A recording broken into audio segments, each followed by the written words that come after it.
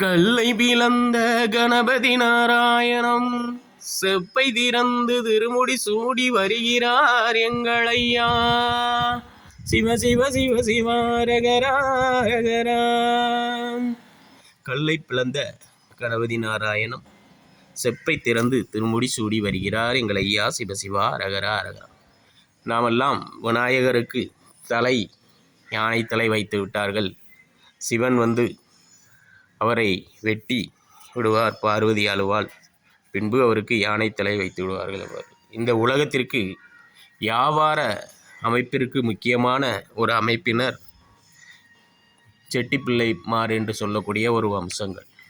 அவர்கள் குருவாக வாழ்ந்தது, அவர்களுக்கு தலைவனாக இருந்த அமைப்பு அன்னை பார்வதி மூலம் விநாயகராக வைத்து வழிபட்டார்கள் அவர்கள். அதற்காக அந்த வியாபார நிலையை சிவன் அவர்கள் சேர்ந்தவுடன் அந்த நிலையை இவன் தடுத்ததால் அவரை முதலில் வந்து வெட்டி விடுவார்கள். அப்போது சிவநிலை ஒரு வியாபார நிலையை உருவாக்கி வைத்திருந்தது. அது மும்பையில் பிரபலமாக இருந்தது. பின்பு அவர்கள் எல்லாம் சேர்ந்து ஒரே நிலையாக அன்னை பார்வதி, தமிழ்நாட்டில் உள்ள காளி அமைப்பு, எல்லா அமைப்பும் சேர்ந்து ஒரே வியாபார அமைப்பாக உருவாக வேண்டும் என்றுதான் அவர் தலையை வெட்டியது போலவும், அவருக்கு ஒரு தசை விலங்கின் தலையை பொருத்தியது போலவும் ஒரு அமைப்பை உருவாக்கி அவருக்கு விநாயகர் சதுர்த்தி வியாபார அமைப்புக்கெல்லாம் ஒரு விழாவாக இந்த உலகில் விநாயகர் சதுர்த்தியை கொண்டு வந்தார்கள்.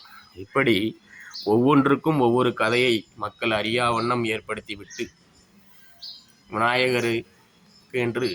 விநாயகர் என்றால் அமைப்புள்ள ஒரு விநாயக வியாபாரம், அதாவது மக்களுக்கு தேவைப்படும் தானியங்களை பாதுகாப்பது முதல் அனைத்து விதமான வியாபாரத்தையும் உருவாக்கியவன் தமிழன். அதற்கு தலைவனாக இருந்தவர்தான் விநாயகரும் அன்னை பார்வதியும். அன்னை என்றால் தமிழ்நாட்டில் உள்ள தொழில்களை எல்லாம் உருவாக்கியவர்கள். அப்படிப்பட்ட நிலையை மாற்றிய முறையை கொண்டு பம்பாயில் வைத்து ஒப்பந்தம் போட்டு அனைத்தையும் மறைத்து அது சுவாமிக்கு சடங்கு என்று ஆக்கிவிட்டார்கள். இப்படி வியாபார தலமாக மாறிய நிலைதான் விநாயகர். அதான் செப்பை திறந்து கல்லை பிளந்த கணபதி நாராயணம் செப்பை திறந்து திருமுடி சூடி வருகிறார் எங்கள் ஐயா.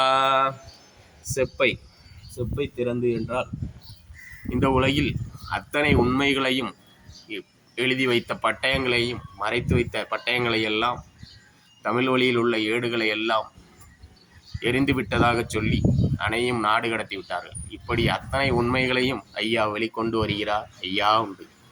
அனைவரும் சப்ஸ்கிரைப் செய்து கொள்ளுங்கள்.